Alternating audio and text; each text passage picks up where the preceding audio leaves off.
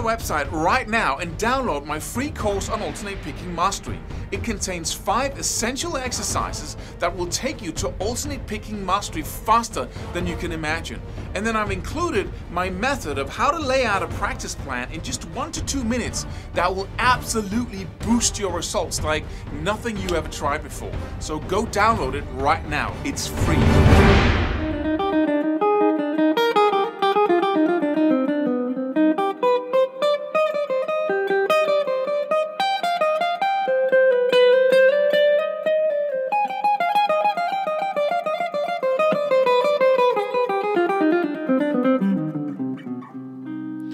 Hey, there's a thing we do, us human beings, whenever we want something, right? We want that skill, we want to learn to play that song, and then automatically, without thinking about it, we assess how much energy, how much time, how many repetitions we need in order to get to where we want to go. And we do that without even thinking about it. It's a totally unconscious process. The problem with that unconscious process is it's always wrong, right?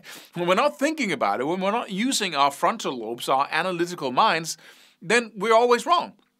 We always, first of all, we imagine the world to be a total constant. I can go home from work, I do this and this and that, and I do that every day, and everything will just go the perfect way. That's what we think about. And then we don't take into consideration that we get sick and that we can't practice and then something comes up and, whatever it is, right? And we don't take that into consideration. So we have this ideal world that we imagine that we can live in, and then we get the most out of our practice sessions. That's also what we imagine. So we take the peak of when we developed the fastest, when we were the most focused, when we did the best, and we take that, put it into the future, in an ideal future where everything goes our way, and then we totally underestimate what happens. All the stuff that comes, obstacles that show up, we don't see that. So basically, as a main rule of thumb, everything takes twice as long to achieve, and it's going to be twice as hard, right? You need twice as many repetitions, and at least you need twice as much time. And most often, actually, you can, quadruple that. So whenever you are faced, and the problem with this is that if you underestimate what it takes to get to a place, then you're going to be really frustrated, halfway there. You're going to go, hey, why am I not there? Like somebody guaranteed you that you would be there. Like somebody said, okay, your first intuitive assessment of the challenge and what it takes to get there is correct. But then we get frustrated and hopeless, and I might as well give up. Because of what?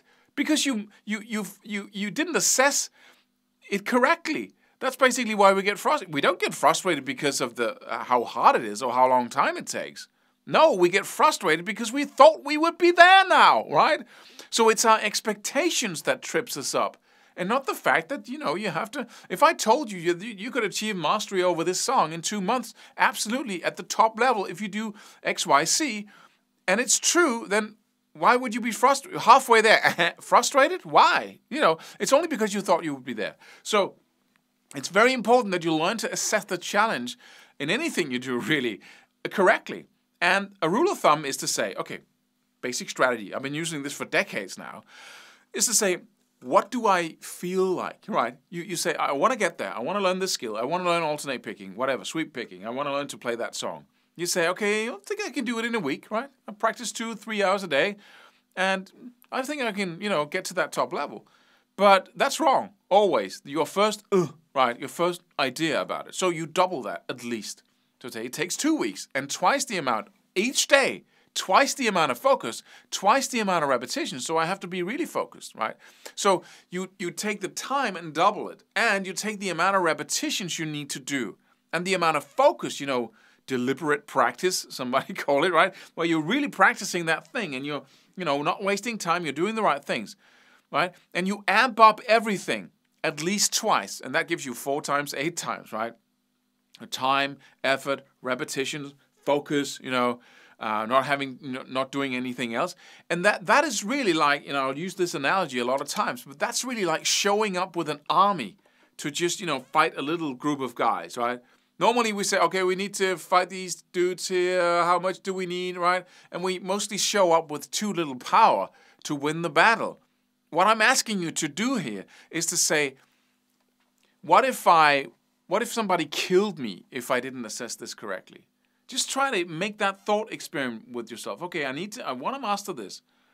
What do I need to do? How long time do I need to put in? And what do I need to do? And then take the first intuitive, that's probably it. And then you double the amount of time and you double the amount of effort. You might even go all in, like 4 times the effort each day, right? And 4 times the time. But Klaus, that's way too far. No, it's not.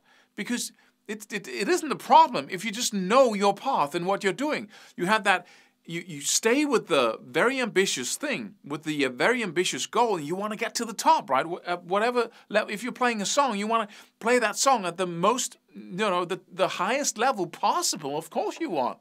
And then you go for it. Instead of playing 10 songs, you play that one song, as we've been talking about, to that fantastic level, right? You assess the challenge correctly, and then you break through. You actually do it, and you can do it because the reward is so insanely cool, right? It's not just, I can play this song now. It's like, I can play it as well as anybody in the world, right? And by using focus on that one thing, playing over and over again, using loops, as we also been talking about, and then assessing the challenge correctly, showing up with an army of tools, of insights, of inspiration, right, each day, of time, of effort, of everything, of repetitions in front of the TV, whatever. You take that little point and then you hammer away at it. Another analogy I use a lot is the analogy of punching through a board. We do that karate style. And the trick to doing that, the trick to having superhuman capability of breaking something that most people would say, oh, that's too hard, you can't do that, is to punch through.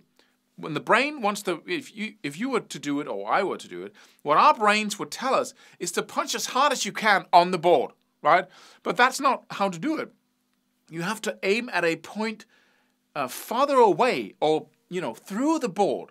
So if the board is here, you have to punch for a point beyond the board and punch as hard as you possibly can. That means that your hand is going to reach its peak speed right here, its peak power. But you're hitting a point right here, but that means you break totally through. It's like the board isn't even there. You just, bam, punch through it, right? And that's the secret, really, to project, whenever you want something, you have to, amp up. You have to, face it with a power that is much bigger than you would think that you would have to use. But then you always knock it down. You always disintegrate the challenge if you act in that way. And you stay out of the role of the victim, right? It was such a letdown. I wanted to learn this, and then I practiced totally, several minutes a day or whatever, right? And it was such a letdown. I didn't get my skill. Nobody lets you down other than you by not assessing the challenge correctly. But I'm not saying you should assess it correctly. I'm saying that you should assess it in the opposite direction of totally overestimating how much effort you have to use, right? So you really amp up, and so you're ready for it. And then you aim at that one point, and you show up with an army, and you absolutely win through every single time. You get the result you want because you focus and you really use your power to its fullest extent. And I'm talking about time, focus, spending enough time on one challenge, looping it. I'm talking about the strategies you use, which we're talking about in these videos. I'm talking about inspiration enough, line it up so you're sure you're inspired enough over time, right? I'm talking about using the right practice methods, right? And getting, studying that as you practice so you get inspired. Say, let me try this. Let me loop it. Let me have even more focus. Let me practice in front of the TV. Once I have the basic pattern down, going back and forth. I'm talking about, talking with your family about I need to really focus on this for the next month incessantly, and then I'll spend some more time with you guys the next month, or back and forth between 1 week high intensity, 1 week not. I'm talking about using every single resource you can, right? Practicing at work, in the car, buying a tiny guitar like a junior guitar that you can practice with if you have just 10 minutes and, obsessively, incessantly, right? Passionately, you absolutely kill the challenge with much more force than you really need. And just imagine that somebody would shoot you if you didn't assess it correctly, if you absolutely did not hit it home in the time frame with the effort that you have decided. And because that raises awareness on doing it properly. the next time. And then you totally stay out of frustration, right? Of course, the time things comes in and interrupts your practice planning, right? You want to do something, and then you get frustrated. But the big giving up frustration, the big losing hope, you stay totally out of that because you just kill it every single time. Subscribe for more free videos. Do it. Do it now. Do it.